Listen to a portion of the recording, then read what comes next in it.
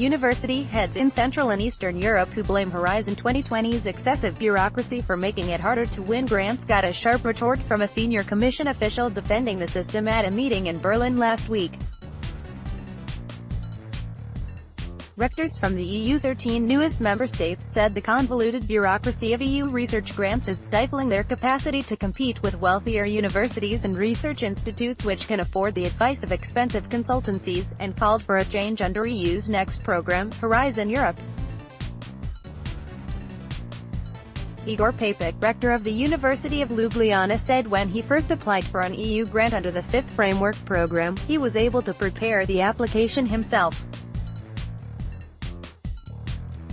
Without the help of consultants, that is impossible today, he said. Sorin Kostra, pro-rector for international relations at the University of Bucharest, agreed, saying bureaucratic requirements in EU research programs are stifling scientific creativity, by forcing researchers to think and write proposals along patterns predefined by Brussels. The scientific mind is not the same as the bureaucratic mind, Kostra said. But Wolfgang Burcher, the European Commission Deputy Director General for Research and Innovation, dismissed the criticisms, suggesting all researchers and universities should follow the rules and do their due diligence. If researchers are not able to put their ideas in writing, is it the fault of the funder? Burcher said. Burcher defended the work of the Commission, saying the timely evaluation of more than 200,000 proposals under Horizon 2020 requires a bureaucratic system. We can't pick proposals on a phone call, he said. His reaction dismayed university heads at the meeting organized by the German Academy of Sciences Leopoldina and the Leibniz Association, who were expecting a commitment to less red tape in the Horizon Europe 2021-2027 Research and Innovation program. I was very much surprised by the response of Mr. Burcher as I was expecting something more constructive. I definitely cannot agree with his statement, said Papik. The University of Ljubljana is the most successful institution in EU 13 member states in terms of Horizon 2020 grants won, but its researchers still find it difficult to apply for EU funds. I thought that Burcher would provide us with an answer to an increasingly more frequently raised question: are experts in Brussels only able to recognize an excellent research idea if it is described on at least 100 pages, Papik said. I also thought that the Commission and the research community have already reached an agreement that there is an urgent need for less red tape in general, or simplification of application procedures, Papik added.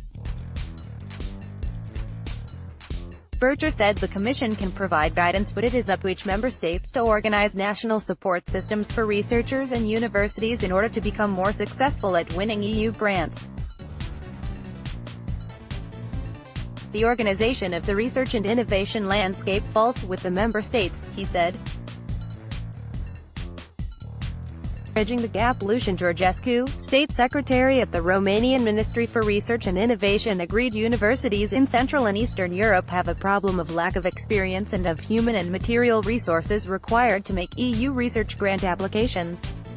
Resources are diluted, said Georgescu, urging all member states to come up with realistic strategies at the national level, and combine national and EU structural funds for greater success in Horizon Europe.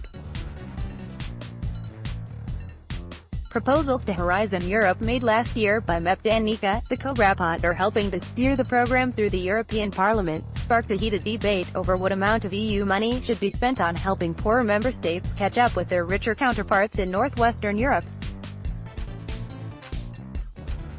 Nica's proposals were dismissed by stakeholders in EU 15 as an attempt to dilute scientific excellence as the main criterion for evaluating research projects. However, MEPs voted in November to increase the share of money spent on the Spreading Excellence and Widening program from 1.8% to 4% of the Horizon Europe budget. The extra money should go to research institutions seeking to broaden their networks, mitigate brain drain, and become more successful in European research competitions. Horizon Europe's other co-rapporteur, German MEP Christian Eller, said the EU needs to go beyond the trench war being waged by those who defend excellence in research and those who believe Horizon Europe should help poorer member states to catch up with their Western counterparts. Hiding behind excellence is not the answer to addressing the research and innovation gap, he said. Research carried out by the European Parliament shows there is a correlation between national R. At the same time, researchers are leaving countries which have cut national research budgets. To bridge the research gap, Eller said the EU should do more to link Horizon Europe to structural funds, a part of the EU budget traditionally used for building roads and railways and other infrastructure projects. Europe is unlikely to solve the issue unless there is a broad political agreement across member states that national research budgets should increase, and more attention is paid to investments in R.